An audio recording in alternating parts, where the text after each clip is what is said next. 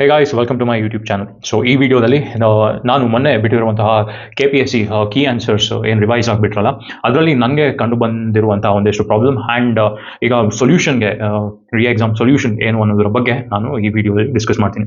So ನೀವೆಲ್ಲರೂ ನೋಡಿರುವ ಹಾಗೆ KPSC ಅವರು ರಿವೈಸ್ಡ್ ಕೀ ಆನ್ಸರ್ಸ್ ಬಿಟ್ಟಿದ್ದಾರೆ ಆ್ಯಂಡ್ ಅದರಲ್ಲಿ 13 ಕ್ವೆಶನ್ಸಲ್ಲಿ ಒಂದು ವ್ಯತ್ಯಾಸ ಕಾಣ್ತಾ ಇದೆ. ಇದರಲ್ಲಿ 5 ಕ್ವೆಶನ್ ಬಂದ್ಬಿಟ್ಟು ಗ್ರೇಸ್ ಮಾರ್ಕ್ಸ್ ಕೊಟ್ಟಿದ್ದಾನೆ ಆ್ಯಂಡ್ ಮಿಕ್ಕಿದ್ದು 2 ಕ್ವೆಶನಲ್ಲಿ 2 or 3 options, more than 2 or 3 options correct ಇದೆ ಅಂತ ಕೊಟ್ಟಿದ್ದಾನೆ ಆ್ಯಂಡ್ ಮಿಕ್ಕಿದ್ದರಲ್ಲಿ ಆಪ್ಷನ್ಸ್ ಚೇಂಜ್ ಆಗಿ ಬಂದಿದೆ. ಸೊ ನನ್ನ ಒಂದು ಕ್ವೆಶನ್ ಏನಂದ್ರೆ, ಈಗ KPSC ಮಾಡುವಂಥ exam one of the most competitive exams in the state. So ಈ ಎಕ್ಸಾಮೇ ಫೈನಲ್. ಈ ಎಕ್ಸಾಮ್ ಬಿಟ್ಟು ನಮ್ಮ ಸ್ಟೇಟಲ್ಲಿ ಇನ್ಯಾವ ಎಕ್ಸಾಮ್ಸ್ ಇಲ್ಲ. ಇಂಥ ಎಕ್ಸಾಮಲ್ಲೇ 13 ಕ್ವೆಶನ್ಸ್ ಅಲ್ಲಿ KPSC ಅವ್ರಿಗೆ ಕ್ಲಾರಿಟಿ ಇಲ್ಲ ನಾವೇನು ಕ್ವೆಶನ್ ಸೆಟ್ ಮಾಡಿದೀವಿ ಅಂತ. ಅವ್ರು ಇನ್ನೊಂದ್ಸತಿ ಕೀ ಆನ್ಸರ್ಸ್ ಬಿಟ್ಟು ಮತ್ತೆ ಅದಕ್ಕೆ ಹೊಸದಾಗಿ ಕೀ ಆನ್ಸರ್ಸ್ ಬಿಟ್ಟಿದ್ದಾರೆ. ಸೊ ಇಂಥ ಒಂದು exam will it determine the fate of young administrators who are going to be selected.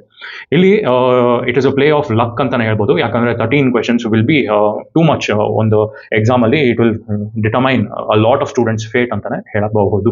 And ಈಗ ಏನು ಗ್ರೇಸ್ ಮಾರ್ಕ್ಸ್ ಕೊಟ್ಟಿದ್ದಾರೆ 5 ಕ್ವೆಶನ್ಸ್ ಡಮರ್. ಈಗ ನಾನು 200 ಕ್ವೆಶನ್ಸ್ಗೆ ಎಕ್ಸಾಮ್ಗೆ ರೆಡಿ ಆಗಿ ಹೋಗಿರ್ತೀನಿ ಅಂಡ್ ಇವರು ನನಗೆ ಎಕ್ಸಾಮ್ ಕಂಡಕ್ಟ್ ಮಾಡಿರೋದು ಈಗ ಬಂದ್ಬಿಟ್ಟು 195 ಕ್ವೆಶನ್ಸ್, ಮತ್ತೆ ಅದರಲ್ಲೂ 2 ಕ್ವೆಶನ್ಸ್ 2 or 3 ಆಪ್ಷನ್ಸ್ ಕರೆಕ್ಟ್ ಇರೋದ್ರಿಂದ ಓವರ್ ಆಲ್ 193 ಕ್ವೆಶನ್ಸ್ಗೆ ಮಾತ್ರ ಈ ಎಕ್ಸಾಮ್ ಕಂಡಕ್ಟ್ ಮಾಡಿದ್ದಾರೆ.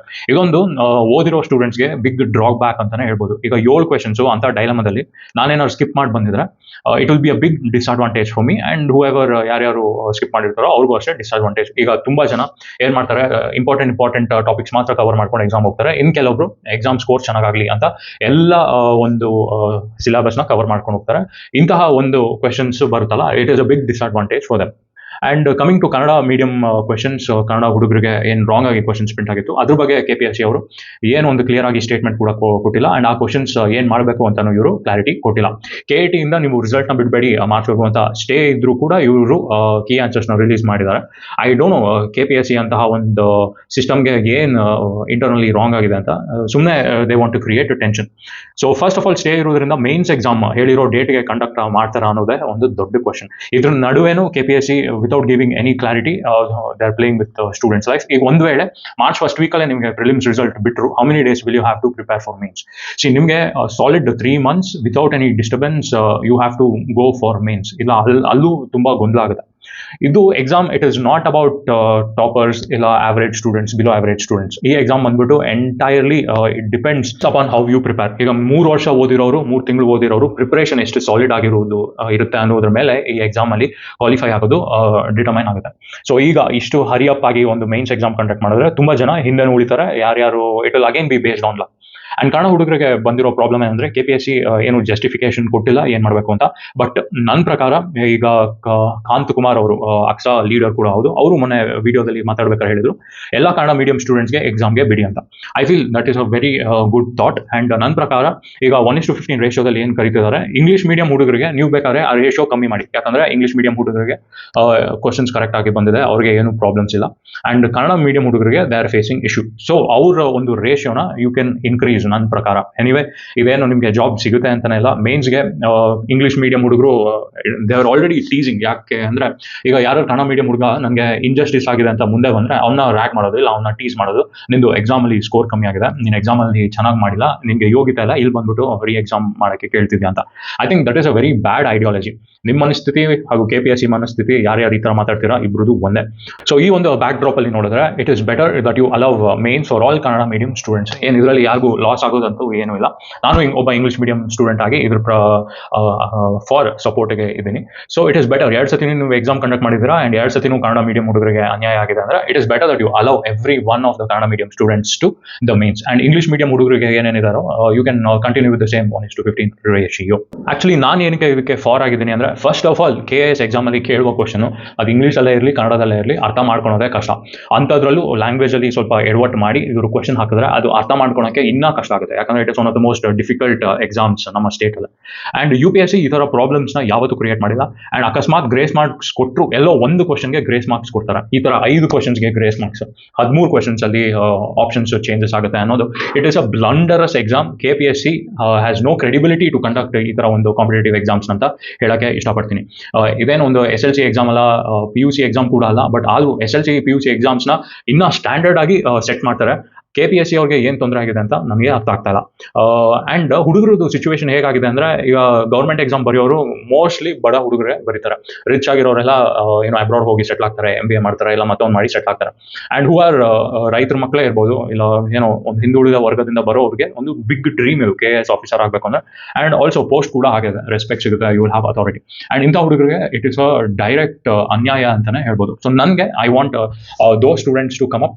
ನನ್ನ ಪರವಾಗಿಲ್ಲ, even if I am at a loss, I want all ಇದು ಬಡ ಹುಡುಗರಿಗೆ, ಹಿಂದುಳಿದ ಹುಡುಗರಿಗೆ, ರೈತರ ಹುಡುಗರಿಗೆ ಎಸ್ಪೆಷಲಿ ಈ KPSC ಒಂದು ಅವರಿಗೆ ಮುಂದೆ ಬರುವಂತಹ ಒಂದು ಚಾನ್ಸ್ನ ಮಾಡ್ಕೊಡ್ಬೇಕು. ಇವತ್ತು ತುಂಬ ಫೀಲ್ಡ್ ಕಾಂಪಿಟೇಟಿವ್ ಆಗಿದೆ. ಯಾವುದೇ ಎಕ್ಸಾಮ್ ತಗೊಳ್ಳಿ, ಕೋಚಿಂಗ್ ಹೋದ್ರೆ ಮಾತ್ರ ಹುಡುಗರಿಗೆ ಒಂದು ಐಡಿಯಾ ಬರುತ್ತೆ ಎಕ್ಸಾಮ್ ಹೆಂಗೆ ಕಂಡಕ್ಟ್ ಮಾಡ್ತಾನೆ ಅಂತ, ಅವ್ರಿಗೆ ಸುಲಭ ಆಗುತ್ತೆ. ಎಲ್ಲೋ ಒಂದು 1000ರಲ್ಲಿ ಒಬ್ಬ ಹುಡುಗ ಏನು ಬ್ಯಾಕ್ ಗ್ರೌಂಡ್ ಇಲ್ಲ, ಏನು ಟ್ಯೂಷನ್ಸ್ ಇಲ್ಲ, ಮುಂದೆ ಬರೋಂಗೆ ಇಂಥ ಒಂದು exams it is a very ಏನಂತೀರ ಹೀನಿಯಸ್ ಡಿಸ್ಕ್ರಿಮಿನೇಷನ್ ಮಾಡುತ್ತೆ ಅಂತಲೇ ಹೇಳ್ಬೋದು. ನಮ್ಮ ದೇಶದ ರೈತರು ಒಂದೇ, ನಮ್ಮ ದೇಶದ ಸ್ಟೂಡೆಂಟ್ಸ್ ಒಂದೇ ಅಂತಾನೆ ಹೇಳಕ್ಕೆ ಇಷ್ಟಪಡ್ತೀನಿ. ಯಾಕಂದ್ರೆ ಇಬ್ಬರದು ಮಾತು ಗೌರ್ಮೆಂಟ್ ಕೇಳಲ್ಲ. ರೈತರು ಎಷ್ಟೇ ಸಾಲದಲ್ಲಿ ಬಿದ್ದಿರಲಿ, ಅವ್ರದ್ದು ಕ್ರಾಪ್ ಎಷ್ಟೇ ಹಾಳಾಗಿರಲಿ, ಗೌರ್ಮೆಂಟ್ ಮಾಡೋದೇ ಮಾಡ್ತಾರೆ. ಯೂತ್ಸು ನಮ್ಮ ಇಂಡಿಯಾದಲ್ಲಿ ಎಷ್ಟೇ ಜನ ಜಾಬ್ಸ್ ಇಲ್ಲದೆ ಓಡಾಡ್ತಾ ಇದ್ರು, ಗೌರ್ಮೆಂಟ್ ಅವ್ರು ಮಾಡೋ ರೀತಿನೇ ಮಾಡ್ತಾರೆ. And I don't know why KPSC stay ಇವರು ಕೂಡ ಏನಕ್ಕೆ ಕೀ ಆನ್ಸರ್ಸ್ನ ಬಿಟ್ಟರು. ಆ್ಯಂಡ್ ಅವತ್ತು ಪ್ರೊಟೆಸ್ಟ್ ಇದ್ದಾಗ ಕೂಡ KPSC ಅವರು ಒಂದು ಕೀ ಆನ್ಸರ್ಸ್ನ ಬಿಡೋಕ್ಕೆ ನೋಡ್ತಾ ಇದ್ದಾರೆ. They are just trying to fight out the situation, ಅಂದರೆ ಮೆಂಟಲಿ ಒಂದು ಸಿಚುವೇಶನ್ನ ಫೈಟ್ ಮಾಡೋಕ್ಕೆ ನೋಡ್ತಾ ಇದ್ದಾರೆ ಅನ್ಸುತ್ತೆ ನನ್ನ ಪ್ರಕಾರ. And KIT, KPSC, they're all part of the one system. ನಮ್ಮ ದೇಶದಲ್ಲಿ ನಮ್ಮ ರಾಜ್ಯದಲ್ಲಿ CM ಇದ್ರು, ಅವ್ರಿಗೆ ಡೆಪ್ಯೂಟಿ CM ಇದ್ರು, ಒಬ್ಬ ಎಜುಕೇಷನ್ ಮಿನಿಸ್ಟರ್ ಅಂತಲೂ ಇದ್ರು. ನಮ್ಮ ಸಿಸ್ಟಮಲ್ಲಿ ಯಾವ ಬದಲಾವಣೆ ಕಾಣುವಂತಹ ಒಂದು ಸೀನ್ ನನಗೆ ಕಾಣ್ತಿಲ್ಲ. ಈಗ ಮೋಸ್ಟ್ಲಿ ಎಜುಕೇಷನ್ ಮಿನಿಸ್ಟರ್ ಇರ್ತಾರೆ, ಅವರು ಈ ಒಂದು ರಾಂಗ್ ಆಗಿರುವ ಕ್ವಶನ್ಸ್ಗೆ ನೋಡ್ಬಿಟ್ಟು ಒಂದು ರಿಯಾಕ್ಷನ್ ಕೊಡಬೇಕಾಗಿತ್ತು. ನಥಿಂಗ್, ಏನೂ ಇಲ್ಲ. ಇವರು ಮಿನಿಸ್ಟರ್ಸ್ ಆಗಿ ಏನು ಪ್ರಯೋಜನ? Not even one single government official or government body, government representative has taken ಒಂದು ಕಾಳಜಿ ಇದ್ರ ಬಗ್ಗೆ. ಈ ಥರ ಎಕ್ಸಾಮ್ಸ್ನ ನಡೆಸ್ತಾ ಇದ್ದಾರೆ, ಒಂದು ರಿಸಲ್ಟ್ಸ್ ಬಿಡೋಲ್ಲ. ಈಗ ಆಗಸ್ಟಲ್ಲಿ ಆಗಬೇಕಾಗಿದೆ ಎಕ್ಸಾಮ್ಸ್, 1 ವರ್ಷ ಆಗ್ತಾ ಬಂದಿದೆ, ಇನ್ನು ಆಗಸ್ಟ್ ಬಂದರೆ 1 ವರ್ಷ ಆಗಿದೆ. ಆ್ಯಂಡ್ 1 ವರ್ಷ ಬರೀ ಎಕ್ಸಾಮಲ್ಲೇ ನಿಮ್ಮನ್ನ ಸಾಯಿಸ್ತಿದ್ದಾರೆ. ಇನ್ನು ರೆಕ್ರೂಟ್ಮೆಂಟ್ ಮಾಡಿ ಪೋಸ್ಟಿಂಗ್ ಆಗಿ ಆರ್ಡರ್ ಕೊಡೋ ಅಷ್ಟೊತ್ತಿಗೆ it might be 2-3 years. So ಅಷ್ಟು ವರ್ಷ ಒಬ್ಬ ಸ್ಟೂಡೆಂಟ್ ಲೈಫ್ ವೇಸ್ಟ್ ಆಗುತ್ತೆ. So it is not a matter of exam ಅಷ್ಟೇ, it is not a matter of money, it is a matter of time. ಒಬ್ಬ ಹುಡುಗಂದು 1 ವರ್ಷ, ಇಲ್ಲ ಒಬ್ಬ ಸ್ಟೂಡೆಂಟ್ 1 ವರ್ಷ, 2 ವರ್ಷ, 3 ವರ್ಷ ಈ ಎಕ್ಸಾಮ್ಗೆ ಒತ್ತೆ ಇಟ್ಟು ಓದಿ ಇಂತಹ ಒಂದು ಎಕ್ಸಾಮ್ನ ಕಂಡಕ್ಟ್ ಮಾಡಿದ್ರೆ it is a very heinous. I am very sorry, KPSCಗೆ ಅನ್ಪಾರ್ಲಿಮೆಂಟ್ರಿ ವರ್ಡ್ಸಿಂದ ಬೈಬೇಕು ಅಂತ ತುಂಬ ಮನಸ್ಸಿದೆ, but this is not a proper stage. And being a responsible guy ಆ ಥರ ವರ್ಡ್ಸ್ ಯೂಸ್ ಮಾಡೋದು it is not favourable. I want to take so many names, ಸಿಕ್ಕಾಪಟ್ಟೆ ಜನಕ್ಕೆ ಹೆಸರಿಟ್ಟು ಉಗಿದ್ಬಿಡೋಲ್ಲ ಅನ್ಸುತ್ತೆ, but not a platform. So ಇನ್ನೊಂದು ಹೇಳಕ್ಕೆ ಇಷ್ಟಪಡ್ತೀನಿ, social media is very powerful. ನೀವೇನು IAS ಆಗಬೇಕು, KS ಆಗಬೇಕು ಅಂತ ಡ್ರೀಮ್ ಇದೆಯಲ್ಲ, ಸೋಷಿಯಲ್ ಮೀಡಿಯಾ ನಿಮಗೆ ಕೊಡುವಂತಹ ಒಂದು ಪವರ್, ಒಂದು ಸ್ಟೇಟಸ್ಸು ಯಾವ IAS ಪೋಸ್ಟು ಕೊಡೋಕ್ಕೆ ಸಾಧ್ಯ ಇಲ್ಲ. ಮೋಸ್ಟ್ಲಿ ದುಡ್ಡು ಬರ್ಬೋದು, ಹಣ ಬರ್ಬೋದು, ಒಂದು ಜಾಬ್ ಸೆಕ್ಯೂರಿಟಿ ಬರ್ಬೋದು, ಬಟ್ ನಿಮ್ಗೆ ಏನಾದರೂ ಒಂದು ಚೇಂಜಸ್ ತರಬೇಕು ಅಂದರೆ social media is a very very powerful place. So ನಿಮಗೆಲ್ಲ ಹೇಳೋದಿಷ್ಟೇ, ಈ ಪ್ಲಾಟ್ಫಾರ್ಮ್ನ ಕರೆಕ್ಟಾಗಿ ಯೂಸ್ ಮಾಡ್ಕೊಳ್ಳಿ. ನಿಮ್ಗೆ ಏನಾದರೂ ಅನ್ಯಾಯ ಆಗಿದ್ರೆ ಪಾಯಿಂಟ್ ಇಟ್ ಔಟ್. ಏನೊಂದು 30 ಸೆಕೆಂಡ್ ವೀಡಿಯೋ, 20 ಸೆಕೆಂಡ್ ವೀಡಿಯೋ ಮಾಡಿ ಹಾಕಿ ಒಂದು ಮೀಡಿಯಾದೋ ಇಲ್ಲ ಒಂದು ಗೌರ್ಮೆಂಟ್ದು ಅಟೆನ್ಷನ್ ಗ್ರಾಬ್ ಮಾಡೋಕ್ಕೆ it is not a very big task. Social media ಒಂದು ಇನ್ಫ್ಲುಯೆನ್ಸಿಂದ ದೊಡ್ಡ ದೊಡ್ಡ ಗೌರ್ಮೆಂಟ್ನೇ ಬೀಳಿಸ್ತಾರೆ. It is not so difficult ಒಂದು ಎಕ್ಸಾಮ್ ಇಲ್ಲ ಒಂದು ಸಿಸ್ಟಮ್ ಬಗ್ಗೆ ನಿಮ್ಮ ಕನ್ಸನ್ನು ತೋರ್ಸೋಕ್ಕೆ. So this is my cry, this my appeal to everybody. ನಿಮ್ಗೆ ಏನಾದರೂ ಇಂಟ್ರೆಸ್ಟ್ ಆಗಿದೆ, come forward, don't stay behind. I am not like ನನಗೆ KPSCಯಿಂದನೇ ನನ್ನ ಲೈಫ್ ಮುಂದುವರಿಯುತ್ತೆ ಅಂತ ನಾನೇನು ಡ್ರೀಮಲ್ಲಿಲ್ಲ. I have much other activities do, but ನನಗೆ ಸಮಾಜದಲ್ಲಿ ಅನ್ಯಾಯ ಆದರೆ I feel very bad. There is nobody to listen the system. Today we are facing problems as students. ನಾಳೆ ಇನ್ನೇನಾದರೂ ದೊಡ್ಡವರಾಗಿ ಇನ್ನೇನಾದರೂ ಪ್ರಾಬ್ಲಮ್ಸ್ ಫೇಸ್ ಮಾಡ್ಬೋದು. ಹೆಲ್ತ್ ಸೆಕ್ಟರಲ್ಲಿ ಆಗಿರ್ಬೋದು, ಫೈನಾನ್ಷಿಯಲ್ ಸೆಕ್ಟರಲ್ಲಿ, ರೋಡ್ ಟ್ರಾನ್ಸ್ಪೋರ್ಟ್, ಇಂಥ ಒಂದು ಸಿಸ್ಟಮಲ್ಲಿ ನಾವು ನಮ್ಮ ಧ್ವನಿ ಎತ್ತಿಲ್ಲ ಅಂದರೆ it will be a very ugly future ಅಂತಲೇ ಹೇಳ್ಬೋದು ನಮಗೆಲ್ಲ. ಸೊ ಇದನ್ನಿಷ್ಟು ಹೇಳ್ತಾ I will be ending up this ವಿಡಿಯೋನ ಎಂಡ್ ಮಾಡ್ತೀನಿ. Thank you. See you in my next vlog.